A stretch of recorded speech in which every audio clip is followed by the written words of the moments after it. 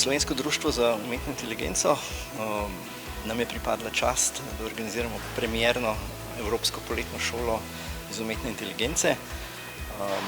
Močno, prijetno nas je presenetila udeležba na tej konferenci, zanimanje je bilo res ogromno, na koncu smo celo mogli prijave zapreti, kar se v začetku približno nismo mislili. Vsega skupaj imamo preko 630 udeležencev, približno 50 od tega jih spremlja nadaljavo online. Imamo 60 predavateljev, ki bojo imeli 36 tečajev in predavanj.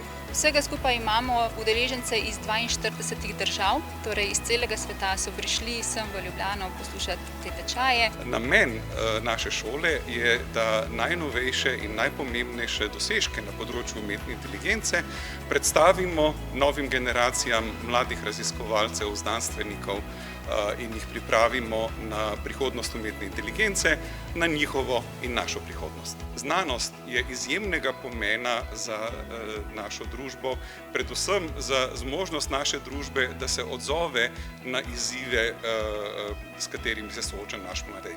I think the greatest challenge today in artificial intelligence is how do we realize the full potential of artificial intelligence, which is largely positive, for example, in health, in education, employment industry. There's many positive impacts that can be made.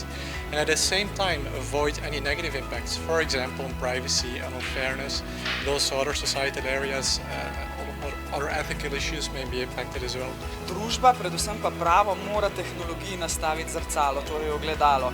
Takšne razprave so nedvomno samo plus in lahko pripomorejo k temu, da se bomo vsi skupaj veliko bolj zavedali kot danes, kje so pasti in kako jih ne obiti, ampak kako narediti, da bo tehnologija služila družbi. Naj poudarim takoj na tem mestu, jaz nisem pristaš zaviranja razvoja modernih tehnologij, ampak sem pristaš tega, da se vsi skupaj pogovorimo, v katero smer želimo, da tehnologije gredo. Sama osebno si zagotovo želim, da gredo v smer, ki bodo pomagale človeštvu, ne pa recimo tako kot smodnik naredile škodo človeštvu.